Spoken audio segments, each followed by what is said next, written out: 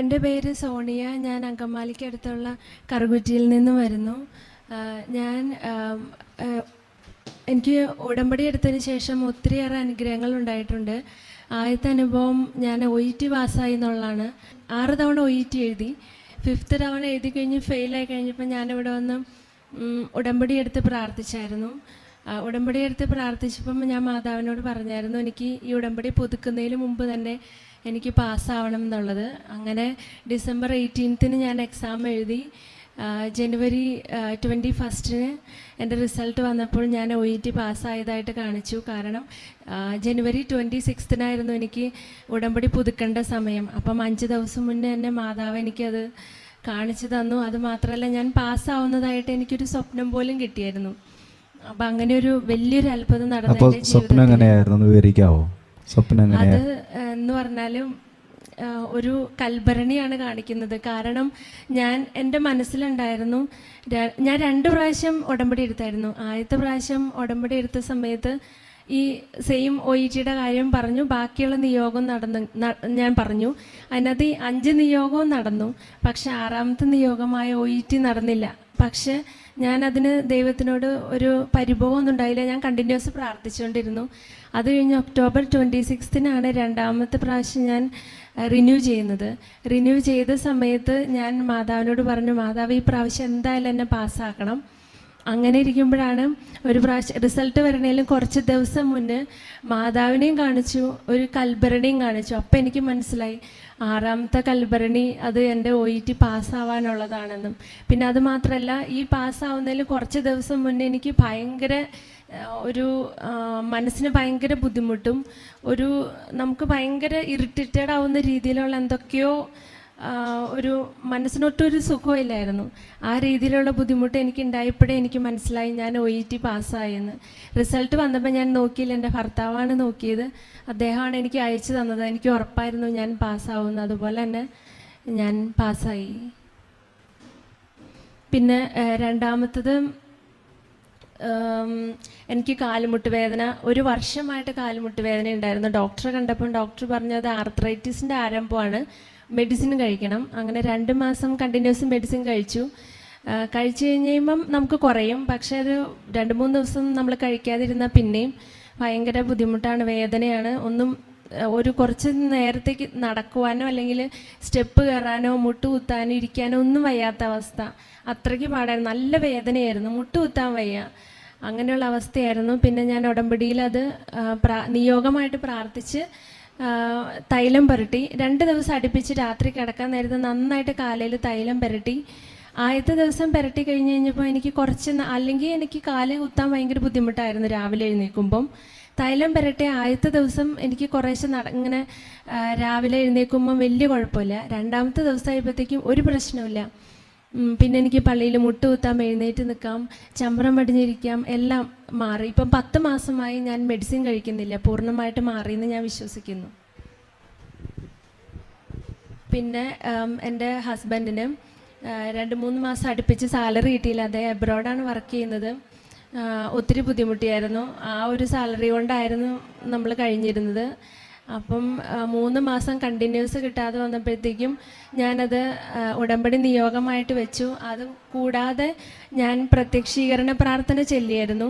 ഒരു കാര്യം ഞാൻ പറയാൻ മറന്നത്, OET പരീക്ഷയുടെ റിസൾട്ടിന് വെയിറ്റ് ചെയ്തപ്പോൾ ഞാൻ ഇവിടെ ഒരു സാക്ഷ്യം കേട്ടായിരുന്നു. ഒരു ചേച്ചി എന്തോ ഒരു അസുഖം മാറാൻ വേണ്ടി 21 പ്രാവശ്യം പ്രത്യക്ഷീകരണ പ്രാർത്ഥന ചേച്ചി ചൊല്ലുമായിരുന്നു എന്ന്. അത് ഞാൻ കേട്ട് കഴിഞ്ഞപ്പോഴത്തേക്കും അത് ഞാൻ ഈ OETയുടെ എക്സാമിന് റിസൾട്ട് വെയിറ്റ് ചെയ്തിരിക്കുന്ന സമയത്ത് 21 പ്രാവശ്യം എല്ലാ ദിവസവും ചെല്ലുമായിരുന്നു.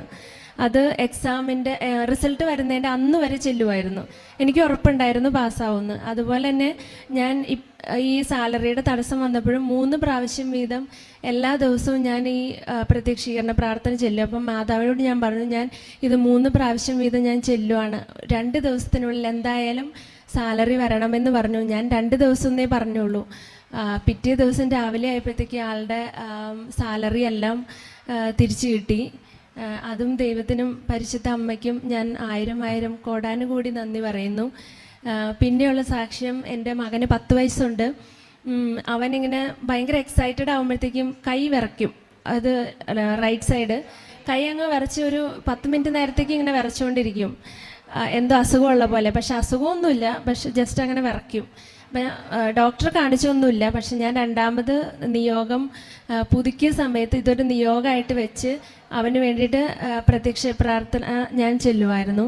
അങ്ങനെ ഒരു മാസം അങ്ങനെ ചെല്ലി. ഇപ്പം അവന് വലിയ കുഴപ്പമൊന്നുമില്ല. ഇപ്പോൾ ഒരു 3 മാസമായിട്ടുണ്ട്. വലിയ കുഴപ്പങ്ങളൊന്നുമില്ല, കാണാനില്ല, അങ്ങനെ കൈവറക്കലും കാര്യങ്ങളൊന്നുമില്ല. പിന്നെ എൻ്റെ ബ്രദറിന്, കസിൻ ബ്രദറാണ്, ഹയർ എഡ്യൂക്കേഷന് വേണ്ടിയിട്ട് 2 പ്രാവശ്യം ലോൺ ആപ്ലിക്കേഷൻ അത് റിജക്റ്റഡ് ആയിപ്പോയി, പല റീസൺ പറഞ്ഞ്. നമ്മൾ സബ്മിറ്റ് ചെയ്യുമ്പം ചെയ്യാമെന്ന് പറയും, ലാസ്റ്റ് സ്റ്റേജ് ആകുമ്പോഴത്തേക്ക് റിജക്റ്റഡ് ആയി പോയിരുന്നു. അപ്പം ഉടമ്പടി നിയോഗമായിട്ട് അതും ഞാൻ വെച്ചു. അത് വെച്ച് ഒരു 15-20 ദിവസമായി കാണും. 3ാമത്തെ പ്രാവശ്യം ഒന്നും കൂടെ അപ്ലൈ ചെയ്തപ്പം ഒരു തടസ്സം ഉണ്ടായില്ല. അത് അപ്ലൈ ചെയ്ത് 2-3 ദിവസത്തിനുള്ളിൽ അത് സാങ്ഷനായി. അവനിപ്പം പഠിക്കുന്നു. പിന്നെ എൻ്റെ ബ്രദർ UK-യിലാണ് ജോലി ചെയ്യുന്നത്. അവൻ കുറച്ച് നാളുകളായിട്ട് സ്വന്തമായിട്ട് അവിടെ വീട് മേടിക്കാൻ ശ്രമിക്കുന്നു. പക്ഷേ ഭയങ്കര തടസ്സങ്ങളായിരുന്നു. ഒന്നില്ലെങ്കിൽ വില വെക്കുമ്പം വീടിന് സൗകര്യമില്ല, അല്ലെങ്കിൽ സൗകര്യം വരുമ്പം ഭയങ്കര വില. പിന്നെ ചില സമയത്ത് അവരുടെ വർക്ക് ഏരിയയിൽ നിന്ന് ഒത്തിരി ദൂരെ, അങ്ങനെ ഒത്തിരി ബുദ്ധിമുട്ടുകളായിട്ടിരുന്നപ്പോൾ ഞാൻ അതും ഉടമ്പടിയിൽ നിയോഗം വെച്ച് പ്രാർത്ഥിച്ചു. അത് പ്രാർത്ഥിച്ചു കഴിഞ്ഞ് 2 മാസത്തിനുള്ളിൽ ഡിസംബർ 2021 അവന് വീടായി. അതിനും പരിശുദ്ധ അമ്മയ്ക്ക് 1000 നന്ദി പറയുന്നു. ഇപ്പോഴും അനുഗ്രഹങ്ങൾ ഓരോന്ന് വന്നുകൊണ്ടിരിക്കുകയാണ്. എന്തെങ്കിലും ഒരു ബുദ്ധിമുട്ട് വരുമ്പോൾ ഞാൻ ഈ പ്രത്യക്ഷീകരണ പ്രാർത്ഥന ചെല്ലും. അതിനുള്ളൊരു റിസൾട്ട് പിറ്റേ ദിവസം എന്തായാലും പരിശുദ്ധ അമ്മ തന്നുകൊണ്ടിരിക്കും. ഇത്രയും കാര്യങ്ങളാണ് എനിക്ക് ഉടമ്പടി നിയോഗത്തിലൂടെ ഉണ്ടായത്. തിരുക്കുമാരനും പരിശുദ്ധ അമ്മയ്ക്കും ത്രിയേക ദൈവത്തിന് നമുക്ക് നന്ദി പറയാം. ഒരുപാട് സാക്ഷ്യങ്ങളുണ്ട് ഈ സഹോദരിക്ക് ഉടമ്പടി ചെയ്തതിന് ശേഷം. സഹോദരിയുടെ ആദ്യത്തെ സാക്ഷ്യം 5 തവണ OET എഴുതിയിട്ട് 5 തവണയും ഈ സഹോദരി ഫെയിലായി. അപ്പോൾ അങ്ങനെ ഫെയിലായി, നമുക്കറിയാം ഓരോ തവണ OET എഴുതുമ്പോഴും ഒത്തിരിയേറെ സാമ്പത്തികമായിട്ട് ആവശ്യമുള്ളൊരു കാര്യമാണ്. ഓരോ പരീക്ഷ എഴുതുമ്പോഴും അത്രത്തോളം സാമ്പത്തികമായിട്ട് നമ്മൾ ചിലവാക്കിക്കൊണ്ടിരിക്കണം. അപ്പോൾ ഈ 5 തവണ പരാജയപ്പെട്ടു പോകുമ്പോൾ തന്നെ നമ്മുടെ മനസ്സിൻ്റെ ഒരു ബലമൊക്കെ പോകും. പക്ഷേ ഈ സഹോദരി എന്താ ചെയ്യണത്? ഉടമ്പടി ചെയ്ത് പ്രാർത്ഥിച്ചതിൻ്റെ വലിയൊരു ഫലമെന്ന് പറയുക 6ാം തവണ എഴുതിയപ്പോൾ പക്ഷെ അതിനു മുമ്പായിട്ടൊരു സ്വപ്നം ഈ സഹോദരി കാണുന്നുണ്ട്. അതായത് പരിശുദ്ധ ഇവിടുത്തെ കൃപാസന മാതാവിൻ്റെ സ്വപ്നം കാണുന്നുണ്ട്. പിന്നെ അതോടൊപ്പം തന്നെ ഒരു കൽഭരണിയും സ്വപ്നം കാണുന്നുണ്ട്. നമുക്കറിയാം ഈ സഹോദരി പറഞ്ഞ, ഞാൻ ആദ്യത്തെ ഉടമ്പടി ചെയ്തപ്പോൾ അതിൽ വെച്ചിരുന്ന 6 നിയോഗങ്ങളിൽ 5 എനിക്ക് നടന്നായിരുന്നു. നടക്കാതിരുന്ന ഒരേ ഒരെണ്ണം എൻ്റെ ഈ OETയുടെ ഇതിൽ പാസ്സാകുന്നില്ല എന്നുള്ളത് മാത്രമായിരുന്നു. പക്ഷെ പറയുകയാണ്, ആ കൽഭരണി ഞാൻ കണ്ടപ്പോൾ തന്നെ എനിക്ക് മനസ്സിലായി, പരിശുദ്ധ അമ്മയോട് ചേർന്ന് കൽഭരണി കണ്ടപ്പോൾ, സ്വപ്നം കണ്ടപ്പോൾ എനിക്ക് മനസ്സിലായി അതെൻ്റെ നടക്കാത്ത ആ ഒരു നിയോഗം എനിക്ക് നടന്നു കിട്ടുകയാണ്. കൂടാതെ ആ ദിവസങ്ങളിൽ തന്നെ ശരിക്കും കുറച്ച് ഇറിറ്റേഷനൊക്കെ ഉണ്ടായപ്പോൾ തന്നെ ഈ സഹോദരി അത് മനസ്സിലുറപ്പിച്ചു, എനിക്ക് OET കിട്ടി.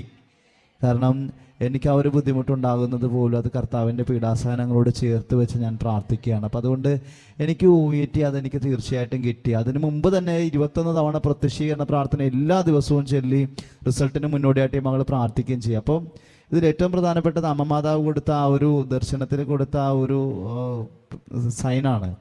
ഒരു കൽഭരണി കാണിച്ചുകൊണ്ട് നിൻ്റെ OETയുടെ നിനക്ക് ആ വെച്ച ഒരു നിയോഗം കൂടെ ഞാൻ നടത്തി തരികയാണ്. ഇത് പരിശുദ്ധമ്മയുടെ വലിയൊരു കൃപയാണ്. അങ്ങനെ ഈ സഹോദരിക്ക് 6ാമത്തെ തവണ ഇവിടെ വന്ന് പുതുക്കുന്ന സമയത്ത് ഈ മകള് OET ക്ലിയർ ചെയ്യാനായിട്ട് പരിശുദ്ധമ്മ മാതാവ് അനുഗ്രഹിച്ചു. വലിയൊരു കൃപയാണത്. പിന്നെ രണ്ടാമത് പറയുന്നു, 1 വർഷത്തോളമായിട്ട് കാൽമുട്ട് വേദന കാരണം നടക്കാനോ ഇരിക്കാനോ പറ്റാത്ത രീതിയിൽ ബുദ്ധിമുട്ടായി. കൊണ്ടേ കാണിച്ചപ്പോൾ അത് ആർത്രൈറ്റിസിൻ്റെ ബുദ്ധിമുട്ടാണെന്നാണ് പറഞ്ഞത്. അപ്പോൾ ആ വേദന ഒരുപാട് സഹിച്ചുകൊണ്ടിരുന്നു. പക്ഷേ പരിശുദ്ധ അമ്മയുടെ കൃപയാൽ ഇവിടുത്തെ നേർച്ച വസ്തുക്കൾ ഉടമ്പടി തൈലമൊക്കെ ഉപയോഗിച്ച് വിശ്വാസ പ്രമാണം ചൊല്ലി കർത്താവിന് ആ വേദനയെ സമർപ്പിച്ചപ്പോൾ നമ്മൾ പറയുന്നുണ്ട്, റോമ 10:9 പറയുന്നുണ്ട്, യേശുവാണ് എൻ്റെ കർത്താവെന്ന് നമ്മൾ അധരം കൊണ്ട് ഏറ്റുപറഞ്ഞ്, യേശുക്രിസ്തുവാണ് കർത്താവെന്ന് അധരം കൊണ്ട് ഏറ്റുപറഞ്ഞ് ഹൃദയത്തിൽ അവനെ ദൈവമായ കർത്താവ് മരിച്ചവരെന്ന് ഉയർപ്പിച്ചെന്ന് നമ്മൾ വിശ്വസിക്കുകയും ചെയ്യുന്നതാണ്. അപ്പോൾ വലിയൊരു വിശ്വാസമാണ് എൻ്റെ ഈ വേദനയെ പരിശുദ്ധ മാതാവിൻ്റെ മധ്യസ്ഥതയിൽ കർത്താവ് എനിക്ക് മാറ്റിത്തരുമെന്നുള്ളത്.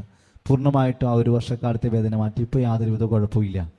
പിന്നെ 3ാമത് പറയുന്നത്, ബ്രദറിന് UK-യിൽ ഒരു വീട് വാങ്ങുവാനായിട്ട് ഒരുപാട് ബുദ്ധിമുട്ടുണ്ടായിരുന്നു. അത് ഉടമ്പടിയിൽ വെച്ച് പ്രാർത്ഥിച്ചപ്പോൾ പരിശുദ്ധ മാതാവ് നല്ലൊരു ഭവനം കൊടുത്ത് അനുഗ്രഹിച്ചു.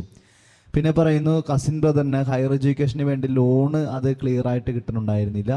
അതും പ്രാർത്ഥിച്ചതിൻ്റെ ഫലമായിട്ട് ലോണ് ക്ലിയറായി ആ വിദ്യാഭ്യാസ സംബന്ധമായ മേഖലയിൽ നല്ല രീതിയിൽ മുന്നോട്ട് പോകുവാനായിട്ട് പരിശുദ്ധ മാതാവ് അനുഗ്രഹിക്കുന്നു. പിന്നെ പറയുന്നു മകന് സന്തോഷം വരുമ്പോൾ കൈ നല്ലതുപോലെ ഇങ്ങനെ കുറേ നേരം ഇങ്ങനെ വിറച്ചുകൊണ്ടിരിക്കുമായിരുന്നു. പക്ഷേ പറയുകയാണ് പരിശുദ്ധ മാതാവിനോട് പ്രത്യേകമായിട്ട് പ്രാർത്ഥിച്ച് ഉടമ്പടിയിൽ വെച്ച് പ്രാർത്ഥിച്ച് നേർച്ച വസ്തു ഉപയോഗിച്ചപ്പോൾ ആ കൈവിറവിൽ അത് പൂർണ്ണമായിട്ടും മകൻ്റെ ആ ഒരു അസ്വസ്ഥതയെ മാറി. പിന്നെ പറയുന്നു ഹസ്ബൻഡിന് സാലറി കുറേ നാളായിട്ട് കിട്ടാതിരിക്കുകയായിരുന്നു. നമുക്കറിയാം ഒരു ജോലിയിൽ ചെയ്യുമ്പോൾ അതിൻ്റെ സാലറി കിട്ടാതിരിക്കുമ്പോൾ നമ്മുടെ ദൈനംദിന കാര്യങ്ങൾ പോലും നടക്കാത്തൊരവസ്ഥയിലോട്ട് വരും. പക്ഷേ പരിശുദ്ധ മാതാവിനോട് പ്രാർത്ഥിച്ചപ്പോൾ ആ തടസ്സവും മാറ്റി ഒരുപാട് അനുഗ്രഹങ്ങൾ ഈ ഒരു സാക്ഷ്യത്തിൽ പരിശുദ്ധ മാതാവ് ഈ മകൾക്കും കുടുംബത്തിന് കൊടുത്തിട്ടുണ്ട്. പരിശുദ്ധ മൈകുന്നതിരിക്കുമാൻ്റെ 1000 നന്ദി പറയും. യേശുവേ ആരാധന, യേശുവേ സ്തുതി, യേശുവേ മഹത്വം.